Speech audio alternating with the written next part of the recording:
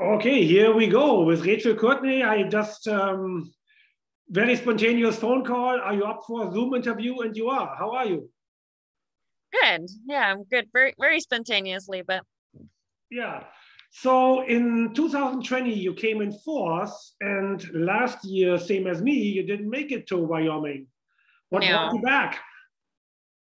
I really regretted not signing up last year, so this year was kind of like I was gonna go regardless. I really enjoy the pedigree stage stuff. I've ran it twice now, and I love the whole setup of the race, the whole organization, all the communities we get to go. And it's a huge change from training on flat ground to beautiful mountains. Yeah, yeah. So when are you leaving home? We leave Saturday. And any training along the way, or you're just beelining it down? No, we'll split the drive in 2 days, so hopefully train on Monday at Granite Creek. Oh, okay. What are you going to do without Nate? I'm gonna be lost. She mapped everything out. She put everything in like Google Maps and she had it all figured out. I just had to get there. Yeah, well, and she definitely had some adventures with your truck. Yeah, to say the least. Just a little Yeah, bit. I remember those days. So tell us a little bit about your team for this year. What is changing from 2 years ago? Who are you bringing to the table? I've got half and half, 7 veterans and 7 new dogs. What were you able to do for racing last season? Nothing. Nothing.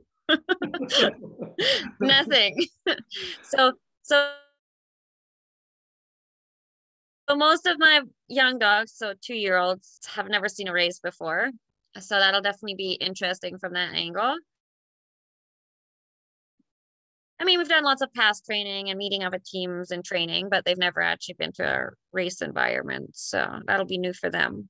Oh, that's probably going to be very exciting for them, seeing all kind of other dog teams and chasing teams and. Oh, I think so. So how was your training being beginning with the fall? When were you able to start training, and was it warm? How much snow did you get? How did that look? September was really warm. We really didn't run September. Like we had a really, really warm fall. So we didn't really get going till end of October where we were actually able to start training regularly. And then And then we once it got cool enough, we had pretty decent training. And then later, say November, we started dealing with freezing, thawing, which equals an ice. And so we didn't really get good snow till about this middle of December. Like I've only been on the sled the last month now.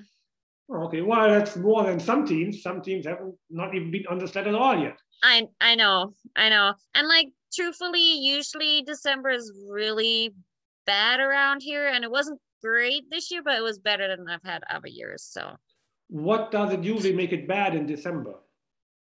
we usually get snow in November, but then we get really warm spell December time and it all melts away and just makes it jagged ice. Whereas this year we didn't have any snow, so it just was frozen ground. So it was kind of better for the angle. Yeah, yeah. So So, what's your goal this year, other than having fun? a big goal will be like not to leave half my team in a different state. Yeah, hopefully we don't have truck trouble. That would be a big one. Oh, well, No, just you set the bar pretty high with a fourth place finish. yeah, no, I definitely hope to repeat that or improve, but there's a lot of competitive teams there this year, so and there's just so many variables. Yeah, a lot of really good teams there, so it'll be interesting. Well, it always is. I'm really looking forward to it too. Who would you like to thank? Sponsors, family, who's on your list? Well, my husband, he puts up with me while I'm training, and he mainly does all the trail grooming at home, so I have a trail to run on. So that's very much appreciated. And then I want to thank my main sponsor, Perfectly Raw. He supports us with some dog food, and he's been our main sponsor for the last 4 or 5 years now. So on my end, you were cutting out, so please go again. Oh no.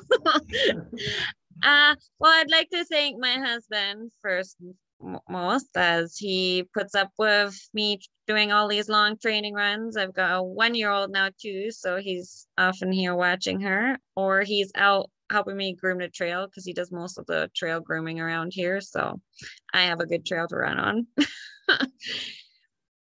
And then I want to thank our main sponsor, Perfectly Raw.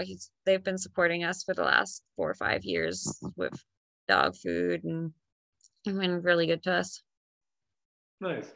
So trail-wise, trail grooming being kind of essential, where are you mileage-wise? Have you already finished your longer runs, or did you just train up to that distance now, or have you already been able to train down?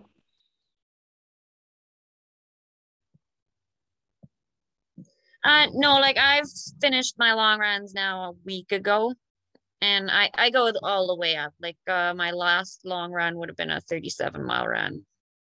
Oh, nice. So you finished that early enough so that you could already start some down training, so to speak. Yes.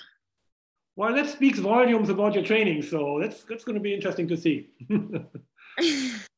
Yeah, we'll see. Everybody has different conditions, different trails, different things work for different dogs, right? So everybody kind of tries to do the best of what they've got.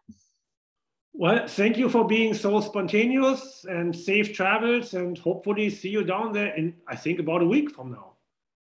Yeah, it's coming quickly now. It is. Yeah, hope everybody else has safe travels too, and everybody that needs to cross that border has an uneventful crossing. Yeah, that's always definitely a thing with the border, that's for sure. Yeah. Well, safe travels. Thanks. You too.